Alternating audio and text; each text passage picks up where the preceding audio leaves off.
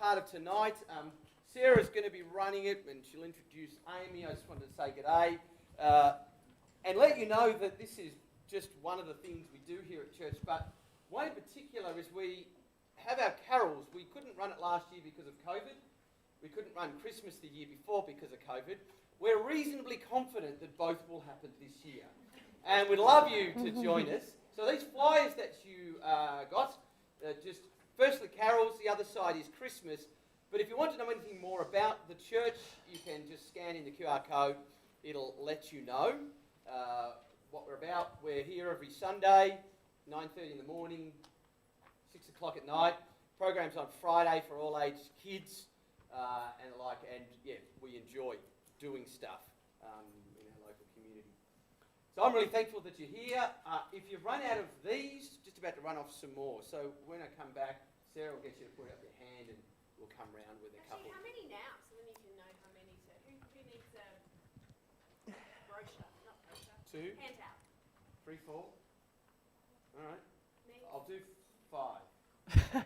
No, I'll do plenty. That's all good. All right. This is Sarah. Sarah? Hi everyone. It's so nice to see you all here. It's a busy time of year. I think everyone was like running, dropping people. Amy was trying to find food to eat after work. But yeah, thank you for coming. So this is Amy Wheaton. She's a clinical psychologist. She's here to present the Raising Resilience Kids talk that she has done before, but also I'm sure changed and tweaked. Yes. So Amy, can you tell us about your family?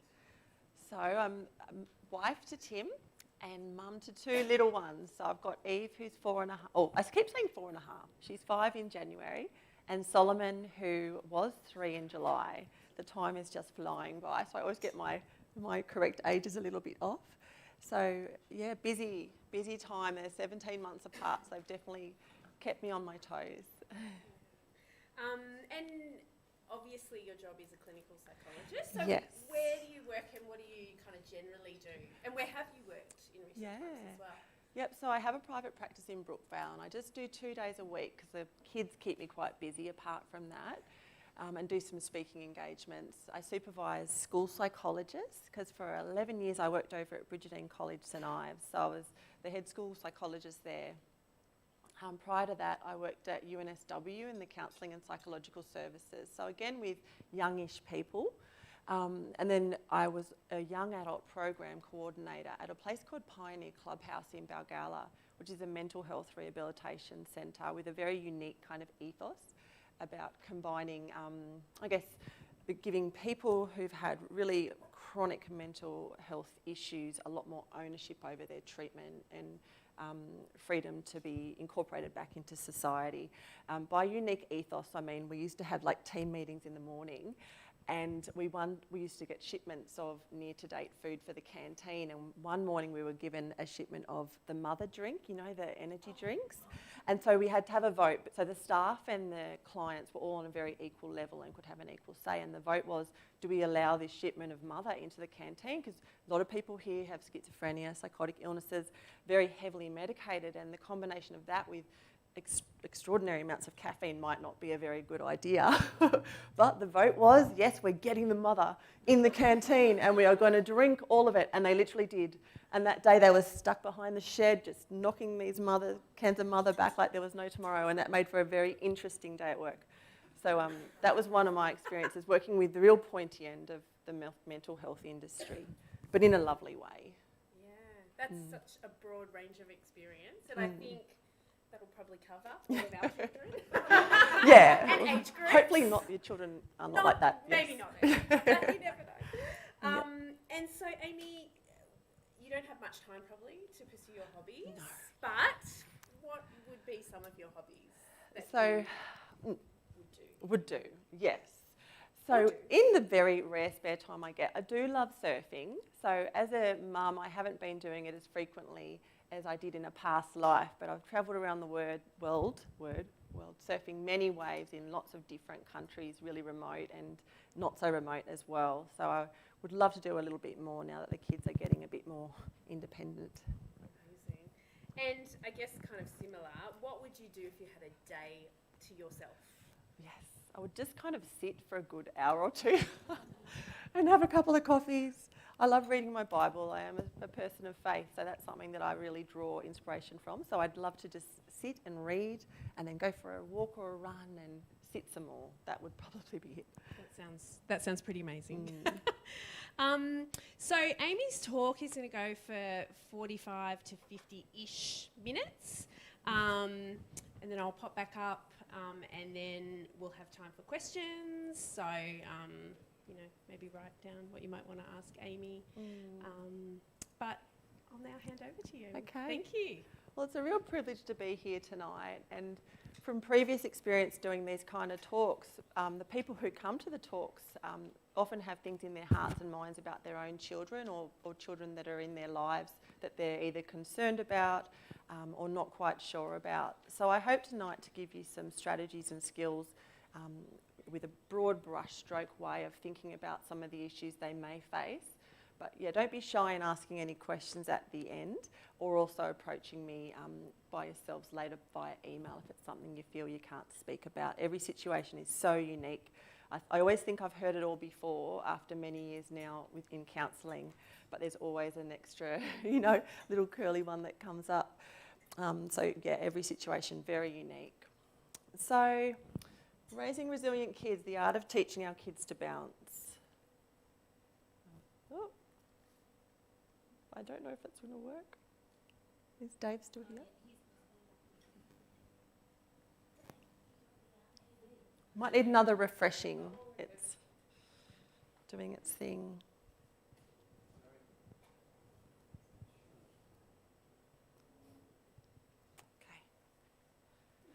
Okay, so what do we think about when we think of resilience? It's one of those kind of funny words that, unless we really look up the definition, it's kind of floating around up here without being too concrete.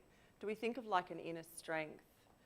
Do we think of like a mental flexibility in the face of challenges, or an ability to be resourceful and problem solve? Or is it just a tenacity, an ability to really hold on, like with our fingernails at times? So we've all heard stories of people who have had the ability to hold on and sometimes even to flourish in environments where other people have really crumbled. So one of these stories is about this man here. Does anyone know who that is? He is, Eric Jaku, and I hope I'm pronouncing his last name correctly. So he is very famous for his memoir, The Happiest Man Alive. And he's quoted in the book as saying something to the effect of, I don't have my cheat sheet here, life can be beautiful, it's up to you, it's what you make it. And you think, how can this man who has survived the most horrible atrocities, seeing his family members killed and living through that time in culture, come out as the happiest man alive and having this happy heart and this ability to not only have bounced back from that tragedy, but to go on to find meaning and purpose out of the ashes, so to speak. So there's a Dr. Greg Steinberg in America. He has done a number of TED Talks, and I love the concept he has coined of falling up. So when a difficult situation comes along, we often think about falling down, but he talks about the opposite. He talks about this idea of turning tragedy into transcendence, of finding meaning and purpose, and sometimes your authentic self in the midst of something that was really difficult. And he brings this quote up a lot from Michelangelo, the famous Renaissance artist and sculptor. And when he was carving the famous angel, apparently he said, "I saw the angel in the marble and I carved until I set him free." So he could see in his mind's eye something beautiful in this cold, hard, lifeless piece of marble. So I love that concept of super resilience and falling up. So in terms of where resilience sits within psychology, about 10 years ago, but now it's an extra 3. So about 13 years ago, psychologists shifted gears from thinking about mental illness to mental wellness. So they used to research, what gets someone from -10 to 0, so from really sick to kind of just coping. And psychologists thought, why don't we start researching what causes somebody to flourish rather than flounder, to reach their full potential, to do really well in life, to be mentally well. And that area of psychology is known as positive psychology. And it's a real preventative versus treatment approach. So in terms of things like resilience, if we can instill these types of things in our children, they're the building blocks for their life, which hopefully, in effect, inoculates them from developing mental illness later on in life. Positive psychology is very famous for looking at all the factors that make for the good life or make for well-being. And originally, the researchers were thinking, well, happiness surely is the good life. You know, happiness surely is all we need for well-being. But they soon, very quickly broadened that out, that it had to be a bit more than that. You know, sense of meaning and things like resilience were equally as important as a good mood and being happy in life. So resilience really is a key to overall well-being and health of our young people and of ourselves. So in terms of a working definition of resilience for tonight, I love this one in thinking about our young people. Has anyone heard of Andrew Fuller? So he's written a number of books and he's got podcasts and all kinds of things. So I love his definition of resilience, the happy knack of being able to bungee jump through the pitfalls of life. So imagining that each time we get knocked down by something, even a small challenge, we have this elasticized kind of band around our ankles and we fall down, but then we spring right back up, and hopefully not even back to baseline, but back up to the super resilience kind of line would be fantastic. So what gives us the ability to be like that? What gives us the ability to bounce through life? So genetic makeup and personality surely do play a part. They're kind of the internal factors that psychologists have looked at. So has anyone heard of the word emotionality? Psychologists talk about this in terms of a pre-existing factor to developing things like depression and anxiety. So high emotionality would be the kind of person who's quite sensitive to life, whose feathers get really easily ruffled, who just takes everything on board, always blames themselves rather than getting angry at other people and blaming other people. So that's the type of genetic makeup that's responsible for low resilience at times. And personality as well. Type A personalities are kind of always on the run, very task-focused, quite stressy, whereas type B personalities are a lot more relaxed. And sometimes when difficult times come along, they can just sit back a bit more and go with the flow and see the forest for the trees. But unfortunately, what you get with your genetic makeup really is like winning lotto. You can't decide what you're going to get. Like, I'll have that one, thank you very much. So thankfully, resilience is far more a learnt skill. So they're thinking in behavioural patterns that can be taught. So, how can we keep things in perspective, or how can we change our perspective the same way that, now did I say Eddie or Eric before? I've totally forgotten his name, the happiest man alive. I'm going to say Eddie. Eddie Jaku, yes. Forgive me if anyone is very invested in this person in his book. So yes, he was able to change his perspective and make life beautiful in the midst of such a hard time. How do we cope? What kind of coping skills do we have? How do we solve problems?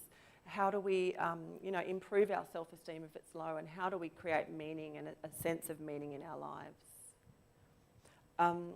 The really important thing is that relationships are key to resilience. So these things are often passed down to us and instilled and taught from adults in our lives. So whether that's our parents or teachers, mentors, that kind of thing. I think it's frozen again, Dave.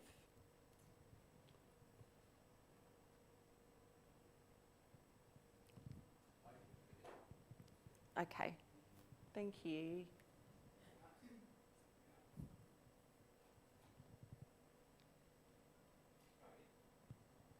Thank you. So really important is how we're going as parents.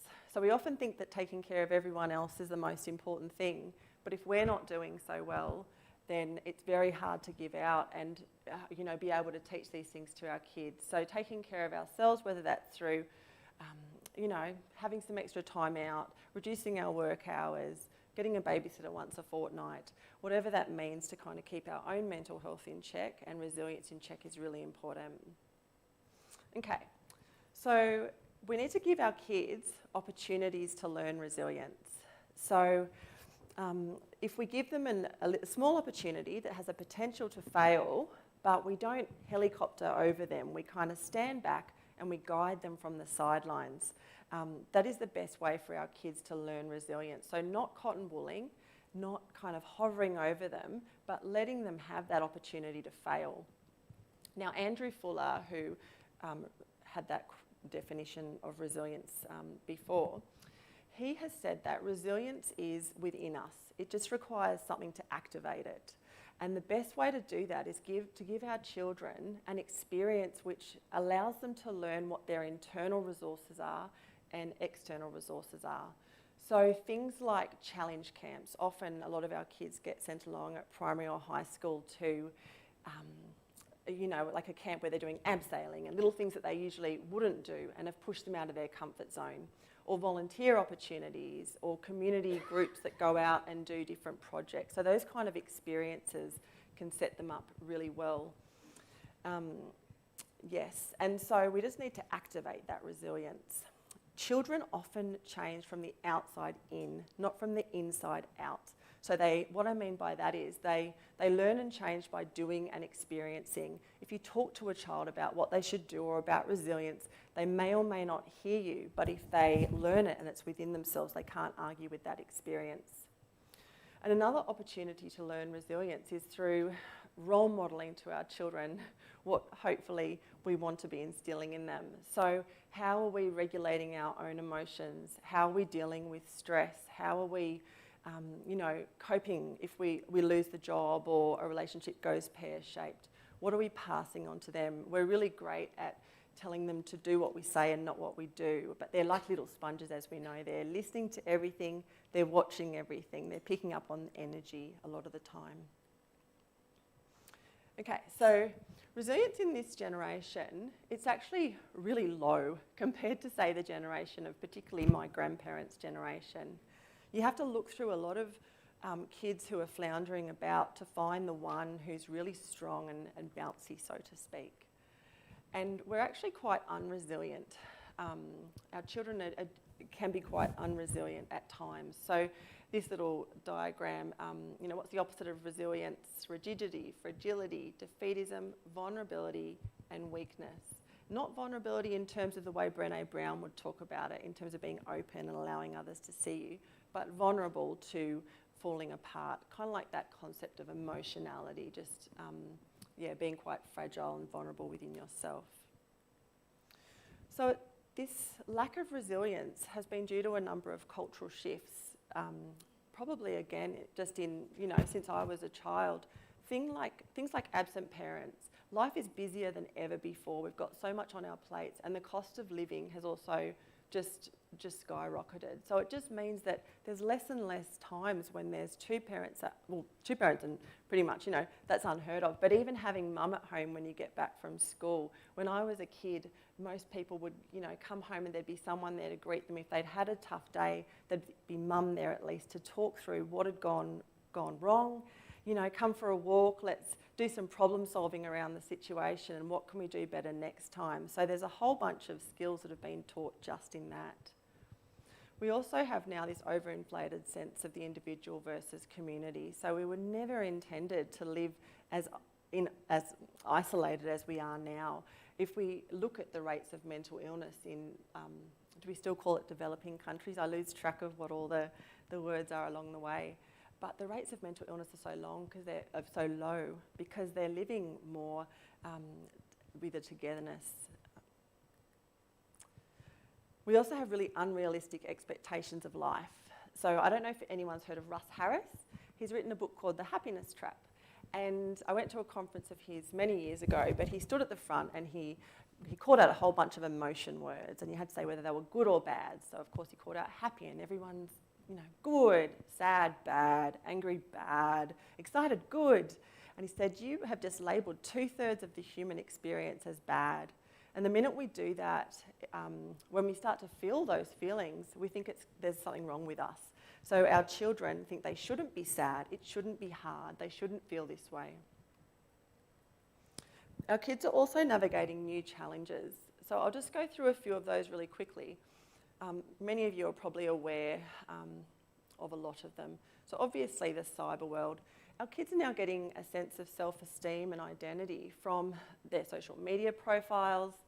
They're comparing their, internal shaky world with an external glossy, Instagram profile of all these wonderful things that this person might be doing, which aren't really real life. There's a whole bunch of other stuff going on with things like, have you heard of like the Blue Whale Challenge or Momo? Basically, people who take advantage of kids online. And Blue Whale, for example, I was supervising a school psychologist a couple of years back, and there was a year 6 boy who sadly had lost his life to an asphyxiation challenge. This Blue Whale challenge had the children do things like carve a picture of a blue whale into your arm, harm an animal, stay up all night, and if the child didn't go ahead with the challenge, they'd threaten their family. And a little child doesn't know what's going on, they're scared of saying anything. So that was one thing that I came across, along with many other things that are out there. There's also been things like gaming deaths. We've got kids in, I think it was Hong Kong and Russia, who are online for days at a time and end up passing away. So there's a whole bunch of stuff that I never had to face as a child. It's also creating new norms for things like self-harm and suicidality. So there are a lot of blogs of quite sick kids online. So they'll be blogging about their self-harm journeys or wanting to end their life. And oftentimes the children I see in counselling have somehow found these other kids, whether they're in the States or all over the world or in Australia, and they're very much looking up to these other children and almost glorifying that experience and role modelling themselves after it. So sexuality and gender. So around the time of the gay marriage debate, I noticed a really interesting shift in sexuality and gender issues at the girls' school I was working with. So up until that time, most of the girls would come in, unless they really identified as lesbian or bisexual or the like, and they would just assume that they would have a boyfriend. That was just the way they would talk, the way they would speak and think. And all of a sudden I had girls coming in saying that they needed to experiment to know what they were. So they weren't sure if they were bi or lesbian or straight, so they'd kind of have those experiences with different people until they figured that out. That was just a really interesting shift. A doorway had been opened, I think, that wasn't open before. At the same time, there was increasing kind of distress around, what am I? Am I a boy or a girl? What sexuality am I? I had a mother in tears once. She had a year 8 girl, year 8 student, and she had found out that her daughter, who she'd been sending to numerous sleepovers with her friend, who she just assumed was platonic, she'd been having sexual experiences with this friend. And the mum wasn't so much in tears that this girl had come out as lesbian or bisexual, I can't remember what she'd identified with, but because she'd allowed her to go to a place where she was having these experiences, and she never would have let this year 8 girl go to sleepovers with boys at that age. I also had in the school, I worked in some really interesting situations. I think the Safe Schools agenda is very, floating through many schools, and even in Catholic schools where parents had certain values that they were wanting to send their children, or their students, to these schools for, the teachers then had a different agenda that was almost against those parents' values. So one example I can remember, the year 11 students wanted to set up a LGBT support group. Nothing wrong with that, I don't think.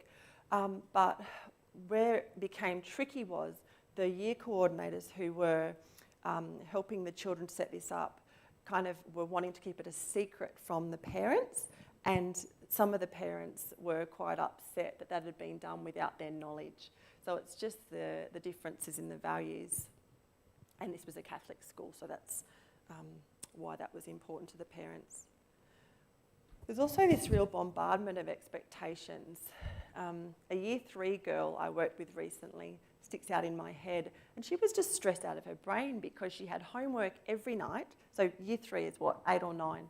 Homework every night, she had band practice, she had all kinds of activities going on. She never had a chance to just sit and think, and she just had anxiety as a result of an over-busy life, which I found really interesting. A lot of the private schools in the area, by the area I mean North Shore and Northern Beaches, they have this very explicit message of just one more mark. You know, so do your best, it's all okay, whatever you get, but just one more mark. So just push that little bit extra. And of course, NAPLAN, I don't particularly think there's anything wrong with NAPLAN, but it just creates this real expectation amongst kids. And I think success in school doesn't necessarily equal success in life, but somewhere along the way, many parents, and I've only got little ones, so I may lose sight of that as well when mine get a little bit older. But it takes away from the fact that each person is created very uniquely and has a unique set of gifts and abilities. So if we're trying to make them good at maths or English or whatever it is, and they just don't fit that box, then that can create some pretty shocking, self-esteem issues and anxiety and the like as well. And as we know, a lot of the most successful people in our world never even finished high school. So we also have new norms around mental health. When I was in, I think it was primary school or high school, we used to have what was called the emo kids, and they would dress in black and they had the funny fringes, and they'd skulk around in the shadows of the school, and they were the very unpopular children, and you'd sometimes hear rumours that they would self-harm, or they were always had this kind of scowl on their face. And it's very much the opposite now. Like I said before about the cyber world, sometimes self-harm and suicidality and the drama around mental health can be really glorified, and that's not to take away from the fact that these kids could have real problems, because that's very legitimate. It's more that they're very much looked up to and role modelled after, when that was never the case when I was growing up. So I hope that distinction's clear. It's not about them attention seeking, it's just a bit of things have been flipped on their heads a little bit. So knowing some of these things, how we journey with our kids is really important. So again, if we've got that relationship with them, we're listening to them, we're going to know where they're at, we're going to know what they're facing, what's happening at school, what groups are going on, what they're looking at on the web. We'll talk more about that later as well, but we're going to be able to walk with them through all these challenges. And I just think that society really has lost its compass. I believe that compass is God and the way that God has laid out for us to live. But the lack of any kind of compass or direction, along with a lack of resilience and a rise in these really tricky challenges that our kids are coming across, just means that there's a lot more anxiety and depression, particularly, and other mental health issues. Those are the two main ones. So when I was working at Bridgetine College at St Ives, I kept statistics in the first cohort from year 7 to 12. And I remember being so astounded. First of all, 10% of the entire school was on our books in counselling at any one time. So this was a school of 1,000 children most years. So that's 100 kids that we were seeing at any one time. And then when I looked back on that first cohort, 53% of the year 12 girls had been into counselling at least once, and 9% of them had a diagnosed mental health disorder that was on the books with learning support. So of course there was more than that, because as parents I think we're more quickly happy to provide documentation on things like ADHD or learning difficulties, but sometimes there's a bit of a stigma around mental health diagnosis. So some of the parents didn't want to tell school that their child had depression, had been self-harming, that type of thing. So a lot more than 9%, I'm sure, had diagnosed mental health issues. There's also been about a 300% rise in recent years in presentations to the ED for emergency mental health situations. So that would often be after self-harm or a suicide attempt or thinking about suicide. And Headspace Schools, Headspace Schools, they do a suicide postvention program. So suicide postvention is help for schools or other community groups after the event of a suicide. So there's around, they attend to around 50 to 60 schools per year in New South Wales alone. So lots going on. And so saying all this, it isn't to depress you. I actually saw a really lovely quote just last night on Facebook. And it was, don't feel sorry for your kids or your grandkids because the world they're going to grow up in is not what it used to be. God created and called them for the exact moment of time they're in because of his sovereign plan. He knew Daniel could handle the lion's den. He knew David could handle Goliath. He knows your child can handle whatever challenge they face in their life. So God's not up there scratching his head going, oh, what's going on? I wonder what we're going to do with this mess. Your children were born for such a time as this. So I think it's really important in talking about all these statistics and things that are going on that there's very much hope and we can work with all this. So in terms of teaching resilience, it really comes down to healthy thinking and behaviours. So in psychology, we talk a lot about the cognitive model of emotion. So we kind of go, there's a situation,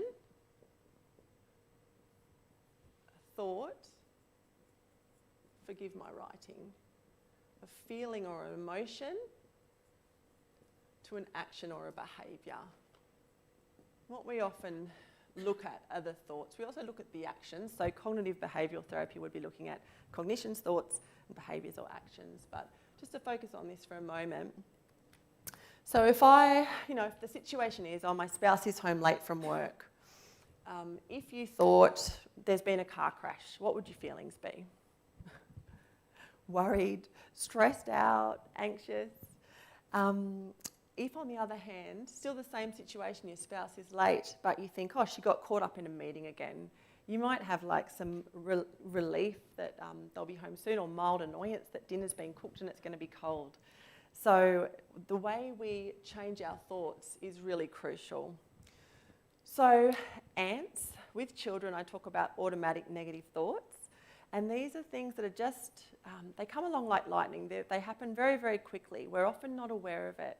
So we often go from the situation to the feeling. And it's really important to kind of go, hang on a minute, what am I thinking that's making me feel so anxious? What do I think is really going to happen? And kind of capturing that thought, take that thought captive. So cognitive thinking errors, we often make, especially when we're anxious, we make two thinking mistakes. So we overestimate the probability that something's going to go wrong, and then when it does go wrong, because it's going to be terrible. So those two kind of general themes often translate then into very specific cognitive thinking errors. Or cognitive thinking errors is kind of double up. But if you have a look in your handout, they've got, I think it's just headed thinking errors. And if you have a quick through there, some of those are going to jump out to you as things that you do often when you're stressed. Some of them will jump out to you as things that your children do. So, for example, mind reading is a really common one, particularly amongst teenage girls. They think I'm ugly, they're looking at me, they're talking about me, and there might be a group of girls chatting and just looking straight to the other side of the hall, but they're like, they're whispering and it must be about me. So, have a quick look through those and just see what jumps out at you as the type of things your kids always do, or the type of things you do. Often in families you can see that there's sometimes similar as well, because we teach our kids by what we say and what we do. So yes, it's very important to think about our thinking. So along with ants, automatic negative thoughts, I also talk about shark and dolphin thoughts. So shark thoughts are negative, they're often unrealistic, they take away from our happiness, from our life, and dolphin thoughts are very much a lot more realistic, a lot more helpful. So I've got a couple of, can never read that slide that I have, so I should really change it. I can't read would be the shark thought, and the dolphin thought, I'm going to train my brain in reading. I'll make a mistake in my tests, for example, and then the dolphin thought might be, I've studied hard, I'm just going to try my best. So with kids, if we hear these things coming out of their mouths, these negative thoughts, we can reframe that for them into more of a dolphin thought. And the hope is that over time, your external voice becomes their internal voice inside themselves. Another great way of changing thinking to be more positive, realistic, hopeful, helpful, is through practicing gratitude. So sometimes with families I work with, they sit down at dinner, and over dinner they'll ask, what are 3 things that went really well today? Or what are 3 things that you're really grateful for? And each person takes a turn around the table. Or alternatively, at school we used to get girls, when they were doing gratitude exercises, to keep little journals, and they'd just write that down each night. 3 things that they were really grateful for if they didn't have the family sitting around the table to do that with them. So in terms of changing thinking, detective thinking is a strategy.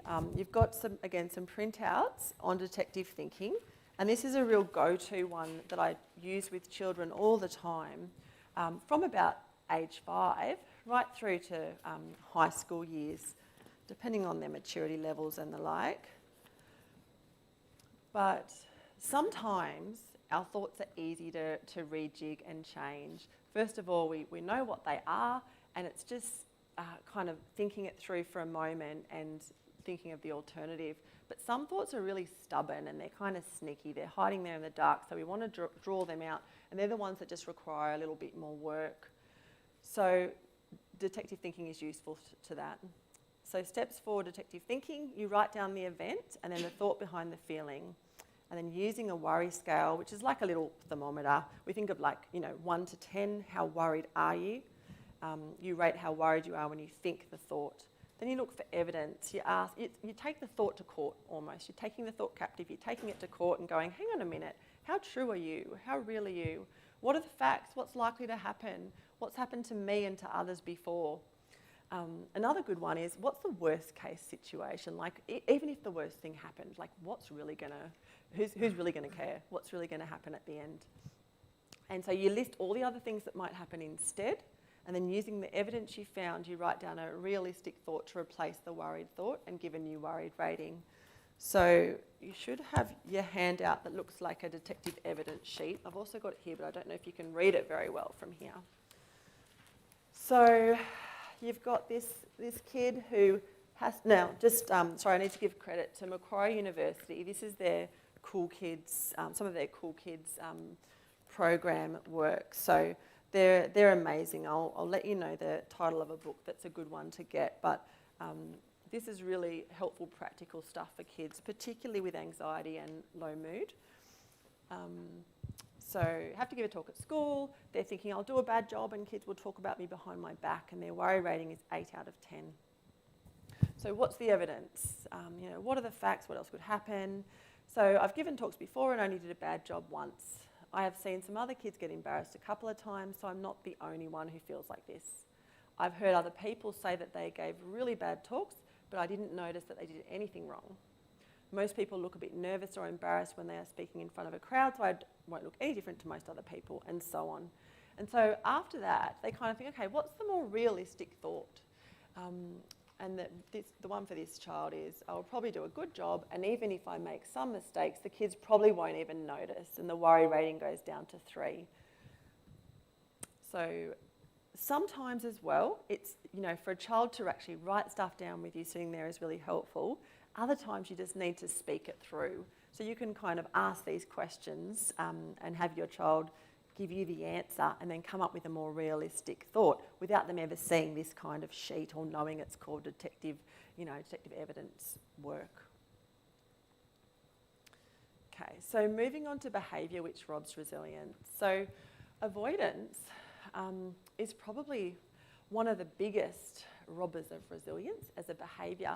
So if you avoid something, you never get any contradictory evidence that that thing was okay. So for example, if you never do a speech in school because you just think, I just couldn't cope, you never get any alternative evidence that actually that wasn't as bad as I thought it was. Or if you avoid going to a party because you're socially anxious, you never kind of go and have a bit of fun and feel like that was a good thing to do and want to go again. So yes, avoidance. Poor physical health reduces the ability to cope with challenges. So, are our kids getting enough sleep? They should be getting around 9 hours for, most of them, and very few actually hit that mark. Are they getting enough exercise?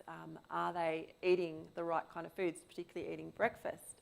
And how are they going, particularly with screen time and cyber stuff? If our kids are on screens at night, as most of us would know with all the stuff that we're shown on telly and all the rest of it, that it really messes with the melatonin production for the night. So it can interfere with their falling to sleep and their going to sleep.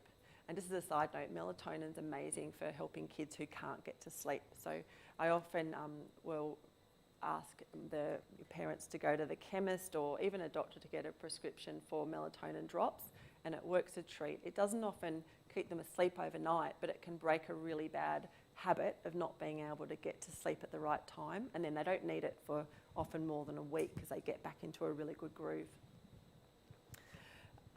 So a lack of life balance can rob resilience as well. So are our kids out like the grade 3 girl I mentioned before, every minute of every day and never having any downtime? And a really important thing for kids, particularly before the age of 5, any age really, but this is the key developing ages up until the age of 5, is social and emotional skills. So it's really important that those are on par as well, or it reduces their resilience. Okay, so graded exposure to challenges and fears using what we call a stepladder approach when I'm working with kids in the counselling room can help them face their fears. So the best way to conquer a fear is just to kind of look it in the eyes and go straight towards it. You can't wait for the feeling of either motivation to face that fear to come. It comes the opposite way by diving straight in. So there should be another printout that looks like this, I hope. Okay, so what we want to do for our kids is break down their fears into small bite-sized chunks. So we're kind of thinking about, first of all, when our kids go in, where can they start off at, a low level of fear and work up to a higher level of fear? So for this girl, Lashy, step 1 would be staying home with Dad while Mum goes out for 15 minutes because she feels quite safe with Dad. Then staying home with Grandma for 30 minutes and choosing what... And we look at rewards as well. So often for kids, rewards are extremely motivating. Consequences also do a pretty good job, but rewards can change behaviour really well. So then we'd move up to the bigger steps. So we need to break down their fears. And the other really important thing is we need to give them enough time at each step to kind of almost habituate to the fear. So to feel that level of distress really drop and to almost get bored. So if we think about anxiety, I hope I get this right. So anxiety, so that would be like small anxiety, big anxiety, and time. Here, if we have might get another colour, time A, time B. So if we have the first, say for example, a child is afraid of the water. What we want to do is, when it's a quiet time in a nice safe swimming pool, put them in the shallow end. So when we first put them in, they still might be quite anxious. So that's time A. So they're like, oh, I'm not so sure about this. I am scared of the water. But then after a little while, they start to realise that, sorry, this is not, just ignore all that. Time B here. Mum's in here with me. The water's kind of warm. This is funner than I thought it was. So if we take the child out after that time, what we see is the next time they go in, So if we think of time 2 in the red, they're going to be less anxious the first time, and the anxiety is going to dissipate a lot quicker as well. Now, we always want to take them out at time B, because what we see happening then is if, just say the child gets in the water and at the first initial instance they're starting to panic a little bit, and we think, oh, we have to jump in there, cotton wool them, get them out quickly because they're not handling this very well. If we take them out of the water at that time, then the second exposure, which will be the opposite to this, would be anxiety being higher than the original time, because they're thinking, oh gosh, mum had to get me out of there and she looked all panicked and that's why she saved my life, I could have drowned. And then it's going to take a lot longer to get down to time B. So you have to do a lot more repetition and a lot more work. So yes, making sure, we're letting our child face their fear at a small level, and that they're remaining in that situation, hopefully in a safe way, until they get to a place where the anxiety has, kind of calmed down enough that they're feeling comfortable and ready to leave. And you might do that step over and over again. Okay. So in terms of changing behaviour, we can look at improving physical health. So, having set bedtimes, getting out for a walk with the family on the weekend, cutting down on the junk food in the house, all the basic stuff that we all know works. Introducing rhythms for more of a balanced life. So a lot of families that I work with, they decide to do things like all put their phones in a little basket at 7 o'clock or maybe 9 o'clock. I don't even, different families have different rules around that, but it just creates a bit more of a balance. Even things like turning the Wi-Fi off at a certain time of night so that it's just rest time and the kids can't be on when they're supposed to be calming down for bed. Planning pleasant events is something we do for kids who are feeling a bit low and who are the kind of kids who might just stay inside all day, who don't have much zest for life. So getting them to choose maybe 3 things each week that they're really, maybe sometimes they don't want to look forward to it, but they would have been things that child enjoyed previously before they maybe got into a bit of a funk or started to feel a bit flat. So getting them to plan that and then go and do those things a few times a week can provide a bit of an impetus for those low mood kind of kids as well. And then in terms of the young ones, really teaching social skills. So in terms of providing social opportunities, little friends for preschoolers and below to come and try out all their social skills and have those experiences and learn to share and learn when someone's grumpy and what to do when someone takes your toy. And emotional literacy at home and at preschool. So, there's some lovely books where you're reading about what is happiness, what is sadness, how does that play out, and identifying the emotions, because that's the first step to them being able to regulate their emotions. And a lot of our children's emotions are quite dysregulated. Okay, so positive psychology and resilience. So I mentioned before that shift looking at mental illness to mental wellness or mental well-being. So Martin Seligman has been at the forefront of this movement, and he was one of the first ones who said, hang on a minute, the good life and the flourishing life can't just be about happiness and feeling good. We look at studies of people who've won lotto, for example, and after the initial flurry of excitement and what can we go and buy with our new earnings, they just go back to baseline happiness. Or, there's lots of examples like that. So they started to look at what are the other pillars that really lead people to do their best and reach their full potential in life. So positive emotional happiness was one of them. Engagement, or has anyone heard of, now there's a guy called Chekaminsky, it's some very bizarre multi-syllable kind of name, but he talks about the concept of flow, and he talks about that space and time that we get into where we lose track of time and we're so focused that hours can pass by. So it might be 2 hours and we thought it was 10 minutes because we're just so engaged in what we're doing. So mindfulness is a big player within the engagement kind of realm. Martin talks about relationships. So the key to that is a sense of belonging. So it's not just about having friends or having family, but it's knowing that I belong here. He talks about meaning and purpose. So in that as well is a sense of belonging to something greater than yourself. That's often what gives people a sense of meaning. And accomplishments. So feeling a real sense of success, giving our kids that sense of success.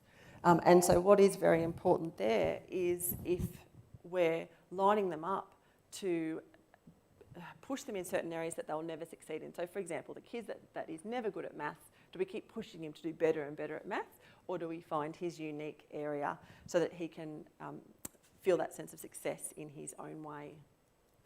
And positive education, I know there's a couple of teachers in the room, but there's a number of schools who in the last 10 years have used positive education in their school programs. So they either teach it very explicitly in talking about shark and dolphin thoughts, for example, or gratitude, or it's just worked into rhythms within the school. So, you know, like little mindfulness things that they're learning to do. So they would either take some time out of, say, PE or a mentor class and teach some of this material, or they just do little bits and pieces along the way. So let's, for example, do a catching kindness exercise. And so everyone might just leave a really nice little note about what they like about their friend. So that's what positive education is. And that's been really great, I believe, at building up resilience in young people. And it's great that schools have this captive audience. So they're all in one big kind of pool, and then they go out into the world from there. So it's lovely that this is being brought into schools. So just to give some ideas of specifics of this. So positive emotion, how can we help our kids find and do what they love and do that regularly? How can we look at changing their thoughts, which is going to change their feelings? With engagement, some of the families I work with do things like have a slow Sunday. They build in these kind of rhythms of life, for want of a better way of putting it. They teach mindfulness to their children. So some of the mindfulness exercises I teach, and mindfulness just by definition is being aware and in the present moment. It's being where your body being where your head is, where your mind is. So some of the exercises like notice 5 things I'll teach, and families will do that in their home. So what are 5 things you can see? So we could all do that now. What are 4 things you can feel? Like I can feel the chair on my back, the floor on my feet. What are 3 things I can hear? What are 2 things I can smell? What's 1 thing I can taste? So you're just kind of grounding yourself and your family with little exercises like that. Relationships. So yeah, are our children well supported with either family or friends or church youth group or scouts or whatever they're involved in? But as long as they can have that real sense of belonging, that's very important. And do they want to be there? We want to kind of have that their intrinsic sense of I want to be part of this, rather than we're always dragging them along. We might have dragged them along the first few times, but we hope that they find their little unique niche. So meaning. Faith is a great compass and framework for life. Our young kids, they really crave boundaries and parameters, and that's something that we've really lost in our society. Anything goes at this point in time. Kindness gives the greatest sense of meaning, and it makes us feel good. So doing things like taking a sick neighbour dinner, or paying for the coffee of the person behind you, and doing that while your child's present as well, and teaching them that this is how we can live. That has been shown to give us a great sense of meaning, like altruism. And also celebrating accomplishments and helping our kids find their unique strengths. So in schools, they do a lot of this key signature strengths type work. So some of the schools I've worked with have done the VIA strengths test. It's a values and action test. And I use that with a lot of kids who come see me in counselling who just want to learn more about themselves. And it's a great way of showing them what they're strong at. So if they start to walk in that, they find a great sense of success. They also find a great sense of meaning and purpose in life because they are doing what they're made to do, basically. And setting SMART goals, so helping our kids achieve what they set their minds to. So I'm sure everyone here has heard of the SMART goals, specific, measurable, realistic, and all the rest of it. So that was me talking for a very long time. You've done very well to sit so patiently for such a long time. These are some resources. Now, these are 3 books that I use all the time, particularly the first one. I can't rate that one highly enough. So, Helping Your Anxious Child by Ron Rapay. And that's the Macquarie Uni Cool Kids program that I referred to before. And it has some really excellent practical worksheets and strategies and things you can do with your kids, the minute you look at it. You don't have to be a rocket scientist to use this one. So, it's fantastic. And Flourish by Martin Seligman talks about the PERMA model and those different pillars of well-being. And of course, Andrew Fuller, he's the youth guru around resilience, and he's got some great ideas in his books as well. And just some great websites as well. The Reach Out one is a great go-to, and the Generation Next just has some extra padding to it, like podcasts and the like. So I guess it's important that, a lot of your kids, they're going to bounce back naturally with a little bit of help from you.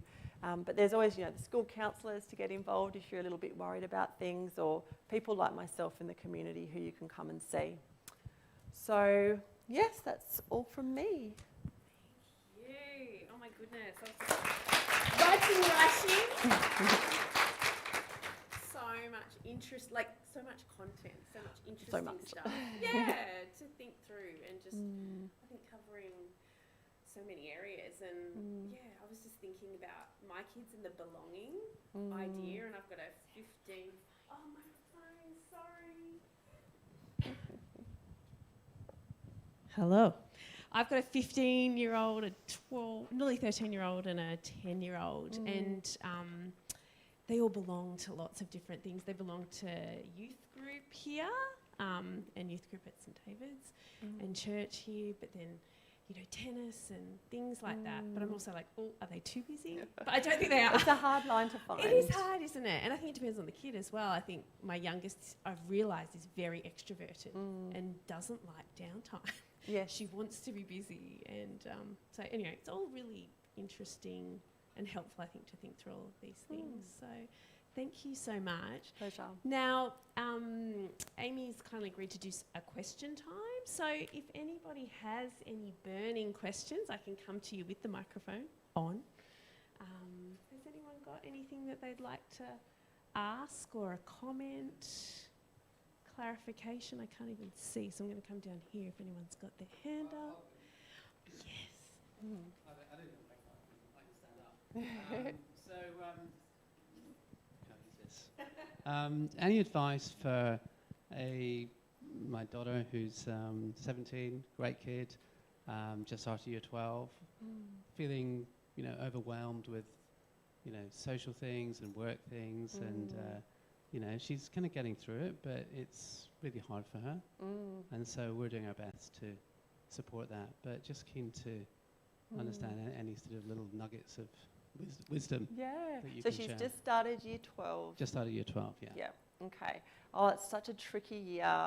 That's probably very highly represented population group. They kind of come in for a little chat maybe 2 or 3 times, and I never see them again.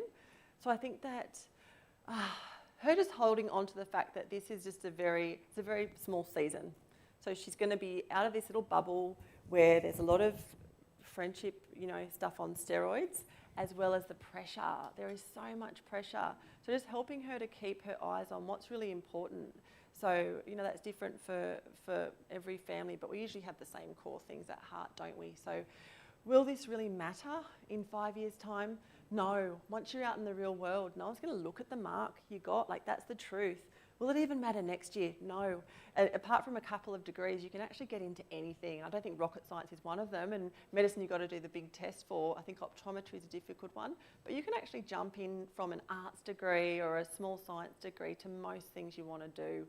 So that just to kind of keep that pressure factor in perspective, and also just the normality of friendship issues. Like, which one of us escapes high school without, you know, several big scars? So yeah, just very normal to have these, you know, dramas going on. Keep it at arm's length. Hang out with the people who are, you know, the true friends, and keep a bit of a distance from the drama. And also just problem solving with her. So what are your options? Like, you know, can you go and study in your free lessons with the other group of people rather than the ones who are the drama queens? Or, yeah, so helping her to keep things in perspective. So just really being that voice, that external voice that you hope she, again, you know, has that own transformation in herself of what is true and important, and that perspective. Is that helpful? Yeah, very helpful. Monica, so he's going to ask a question. Actually, I was just thinking, someone said to me, think of a meter ruler, and this moment is that one little, you know, dot. I love that. Meter ruler, so it's kind of visual. Yeah, I love that. That's beautiful. Hello. Yeah, hi. Thank you. That was great. I was just wondering, you know, you said there are two sides. On the one hand, we're trying to encourage a resilience message of like, you haven't quite got this yet, but there's still an opportunity to learn. But then on the other hand, there's also like, well, maybe it's just not your area of expertise. Like, yes, you know, and I find myself getting stuck between, do I, like my daughter with maths.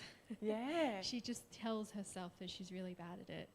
I'm not completely convinced that she is, but I don't know, do I push her to actually get maths? Yeah. And to kind of, no, that's not true. You really are good, or you can do this, or do I just go, yeah, you're right. It's not really your strength, and let's just let it be. I don't know which, like, what am I meant to take? Yeah.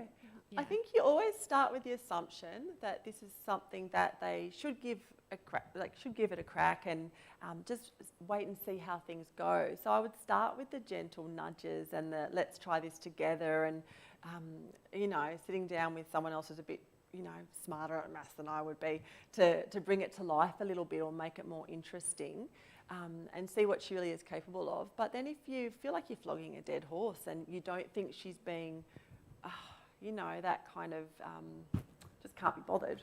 Can't think of the technical word for that. But if you think, okay, she really is giving this a try, and I can just see it's not her thing, then I just wouldn't, you know, obviously she has to do it, but you wouldn't be spending an hour every night on it. I don't know if that's helpful, but it's that fine line, starting off with trying and pushing and exposing them to that new experience or subject or whatever it is, and then just seeing how they go and reducing the pushing. If you're, you know, we have a good gut sense as parents as well. We often know our child and what they're good at and what they're not. So it kind of tends to fit. So, you know, if my child's very creative, I know my little girl is, I'm pretty sure she's not going to be fantastic at maths, and that would suit what I know of her personality, her interests. So I would try her, and then if it just wasn't her thing, I'd move on to encouraging her to grow in other areas, while keeping, maths is one of the things you can't drop till whatever year, but keep it at a basic level. Thank you. Yeah. Any other questions? Oh, yeah. It's kind of a similar question, but I'm finding that a lot of kids these days, there's a bit of a contrarian sort of attitude, you know, to the parent, where it's like, oh, you give this a go. I'll give it a go, but I'm not going to like it. And then they actually like it, but they tell you they're not, and they're so determined, you know. And I kind of find that that's kind of, you know, pushing them towards wanting us to set the lower bar, and you know, whether that affects their resilience in the future as well, because they have to prove that actually it's not, you know, not your expectations is what I want to do. Yes. Yeah, okay. And it's funny that, because kids will often say something very different to me or someone that isn't their parent, and I'm just like, why couldn't you just tell them the truth, or why do you have to be difficult? So I don't know if that's robbing them of resilience as such. I think it would just be the same tactic, but rather than making it a big deal, I'd actually step back a little bit and kind of encouraging them to do it, but not really chastising them over the top or making it a big deal. Because the minute you make it a big deal, they know they've pressed your button as well. So they often do it again and again and again because they know they can get to you. So I don't know if that makes sense, kind of just stepping back and not saying too much, not trying to talk them into, oh, but I know you like it. So yeah, if a child is being difficult, they're going to want to be contradicting a lot of the things you say or what you're encouraging them to do. So if you're at a bit more of a distance, they might just take off on their own a little bit more or switch tactics to something else that they think they can annoy you with, for want of a better way of putting it.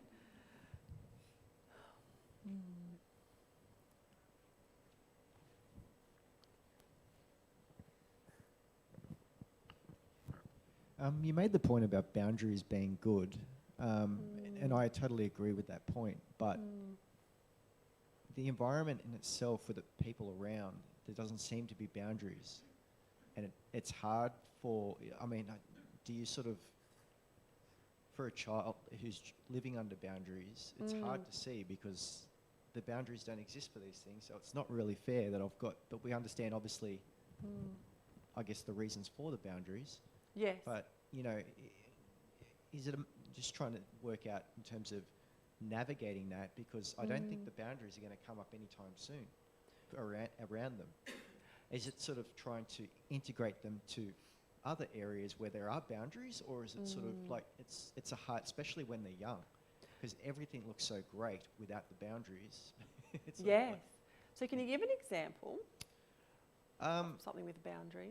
Well, I think it's just more values in itself. I think in terms of the demographic, it's, without describing too much, it's quite an affluent area, and it's sort of, it feels like there's not many boundaries there. Yeah, that's right. And I don't mean to be disrespectful to some people, but it feels like, there's some individuals there where it's just free reign, and you can see it. Yes. And it's sort of even like, it feels like the parenting that's involved around them is not really, it's just let them do what they want to do, and free range kind of, and it's difficult, but to try and navigate that and try and explain to a child why you actually need that, and whether it's not really perspective, because obviously we understand why we need boundaries, because they need to navigate life. It's not, I don't even know, like, is it sort of a matter of trying to balance that and trying to integrate within boundaries, like areas with boundaries, or is it sort of trying to, it's... I think you've got to make your own boundaries according to your own values and what you want for your family. And I think that what you're saying is really important, because often we have kids who are like, well, everyone else has an iPhone and I'm not allowed one, or my bedtime is this time, why do I have... Sorry, everyone in my friend group is up till this time, why do I have to go to bed now? So wouldn't it be easy if every child just had their own set thing and you didn't have to argue about it? So I think it's really important to set those boundaries from when the kids are really young, almost too young to know any different, because it really is only when they get to probably later primary school age that they start to realise, the phones come into it, or bedtimes and things, later bedtimes, things like that. So set those soon, and it's just, this is the way we do things in our family, I can't remember who said it the other day. It's there was a kid complaining about something, and the mum just said, well, you're not your friend and I'm not their mum. I was like, that's pretty simple and straightforward.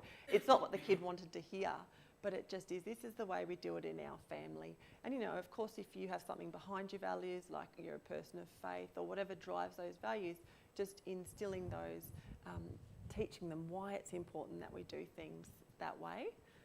So it's an ongoing battle though. Yep, and it keeps going when they're teenagers. Yeah, that's right. My son's like, all my friends are up at 11 texting. Yeah. And he's in year 7. I'm like, I'm not sure why that is. Yeah, but we do that in our family thing. And it's just, when I remember to do it. Yes. In this family, we, whatever. That's right. It's just I think that's mantra. The best way forward. And not too much negotiation or arguing. Yeah. We're still the parents. Yeah. Yes.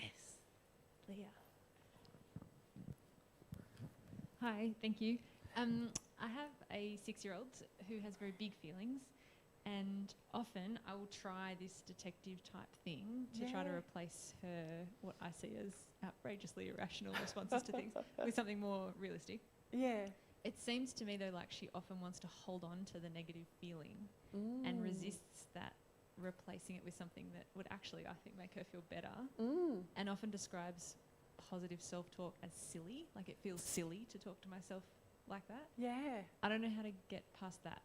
I wonder what the payoff is for her of holding on to that feeling, because does it give her a sense of righteousness, like I'm right in this, or then there must be some, well, there could be some little payoff for why she holds on to it so tenaciously. Yeah, she's an interesting little cookie, isn't she? Yeah, she's awesome, but it's just, Yeah, and so you trial that. And what about, so in terms of those big feelings, have you tried looking at it from the other perspective? Now, we didn't talk about this, but things like breathing or other things that are going to turn off the fight and flight system and turn on like more of that relaxation response where she's calm. Yeah, 'Cause and later she'll be fully on board with it. She's a really reasonable afterwards, really happy to talk. But in the moment, it's like she really doesn't want to try any strategy that would help. Yeah, it sounds like she's still in that fight and flight mode to me. So if she's perceiving something as threatening, whatever that is, so the friend who's done something naughty, or mum who didn't make my dinner right, or whatever, I don't know what the examples are. Like that. So when our fight and flight is on, we can't be reasoned with. It's like, the back part of our brain is on high alert and talking, and all this is the back part of our brain. So it's just like, alert, fight, flight, and all the logical parts are just offline. So there's no point in reasoning. So I just wonder if she's holding on to it. Yeah, is there any payoff to it? Does it give her that sense of maybe control or power or place within home? May or may not be something to think about. But then also, did you say you have done like breathing exercises or things in that moment? Tried and failed. So I just wonder if that could turn off and then the reasoning would come back. So maybe even giving her a little time to do things like just having a break away from the chat about it and going and doing something like a little bit of colouring in or listening to some music, even for 5 minutes before you come back to it, just to break the circuit and help everything to come back online to a bit more of a reasonable place. Yeah. Sounds like you've tried. It sounds like you've tried a lot of that. This anyway. just seems like it seems so rational, like it seems Yeah. so logical a thing to do, right? To work through how to replace a Yes. negative thought with something that makes more sense. Yeah. But when you've got someone who doesn't even want to engage that process. Yes, and often this work is done not with a hot emotion. Yeah. So a lot of the times when we do this kind of stuff, in the counselling room anyway, it's, tell me about a few things this week that went on. So what were the situations and what was the thought? So they're not there on high alert in that moment of it. So, my guess is that there's just too much, hot emotion, and the things you've tried haven't exactly hit the spot to calm her down enough to a place that she can be reasoned with. But you are right, on paper, it's all very simple, isn't it? And sometimes in practice it's the right timing, repetition, all that type of thing. Yeah, no, that is helpful, thank you. Yeah. Have you read any of Dan Siegelman and the connect and redirect when they've flicked their lid? Whole Brain Child, all that. Yeah, I've come across it. I haven't read the whole book, just seen online little bits and bobs. But yeah. Justin Coulson? Yeah. I went to school with him. Did you? Do you know what? He had a hard time at school. He was bullied a bit. And I'm just like, how awesome is that you're now a famous psychologist? It's awesome. Yeah, but he does really good stuff, doesn't he? Sorry, I just revealed too much about him. Anyone else? There's been some really good questions that have been really helpful, I think. Yes, you can. How do you, with a very emotional 8-year-old, stop the kind of emotional dump just before kind of sleep time? Like, I've tried to bring the routine, forward, have tried to do bedtime, do you know what I mean? But then you've got that, you're about to walk out the room and you know what I mean? You're like, no, I thought I'd done it. And I thought we'd been through the whole emotion of everything that happened today. We've coached it, what we can do differently. But literally you feel like you're just ending that day on that negative. I've got no more to say. Like, we're just going to get to sleep and hopefully tomorrow's a better day and like validate the feelings. It's tricky. You can't fix everything. And we all get that. But how can you kind of, that routine, do you know what I mean? How do you break the cycle that at bedtime when mum comes to say goodnight, I'm just going to, which you want them to do as well. So it's really hard to get the balance of where do you draw the line and how do you get out of them maybe early? Do you know what I mean? It's tricky to get that balance. Yes, I actually wish I knew the answer to that one, because I think that every parent has that experience, don't they? And you could have spent other time with them during the day, but there's just noise and there's other people in the house, and then all of a sudden it's just you and them, and it's quiet, and also their brains have stopped. So everything has stopped, and all of a sudden, like my 4-year-old does it. As soon as she could talk, she started to talk about kindy or this person who ran away from her, and it just all came out about the day. And we, you know, being at home with her for hours and hours, and why didn't you say this before? But yeah, I think as well, don't be too worried about giving an answer or a response at that time. I think they want you to listen. So they're feeling really safe. So doing your good reflective listening skills. So, so you're saying that was really hard today when that person said that to you, and you felt really sad, and like just kind of feeding back what they say to you, paraphrasing it, or keywords, and just so they're like, yeah, I did, and yeah, that did suck. So I don't worry too much about the problem solving. Listen and reflect, and let them talk. And it's just horrible, because I just want to go to bed at that time. I don't want to have a conversation. And to let them talk as well, because the tendency is, okay, now shush, shush, shush, shush, shush. But then often more will come out as well. I don't know if this would help, but you mentioned, I think, was it 5, 4, 3, 2, 1, or the grounding technique? Yeah, yes. Notice 5 things, yeah. Yeah, because with my daughter, to help her stop thinking when she goes to sleep, we do the 5 things you can see. And I think there's some, I read something that your brain can't keep worrying or thinking about other stuff. It has to. And so it gives them, so maybe at the end when you're like, we've done it 20 times, talked about it so much.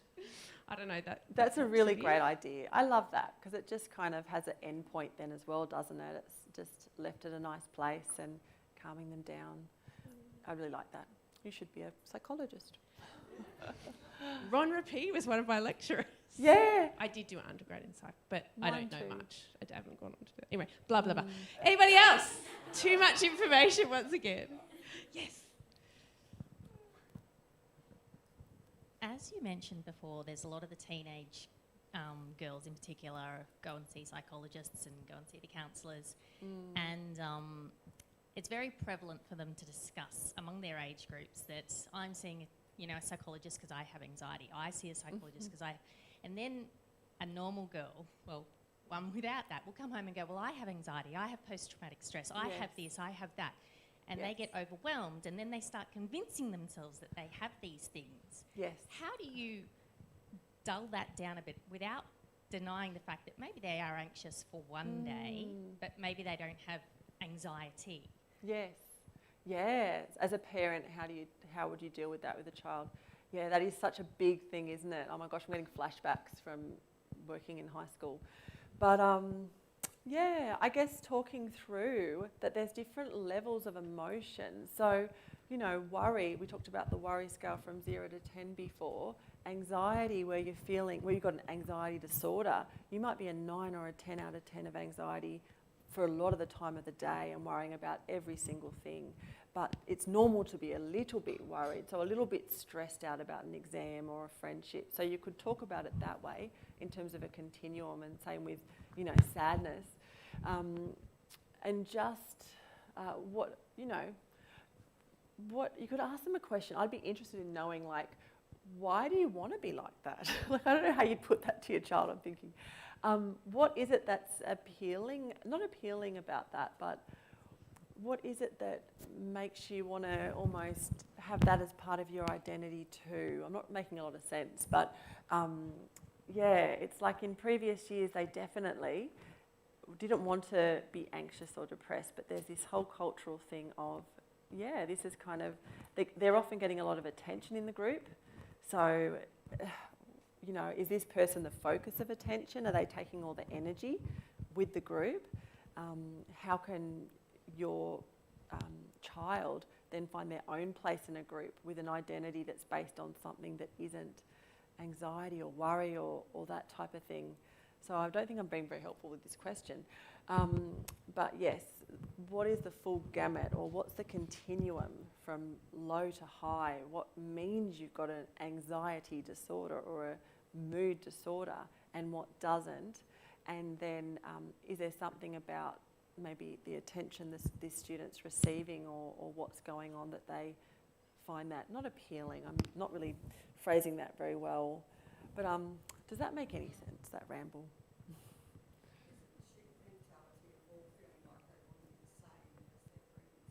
I think so. I think we call it contagion effects.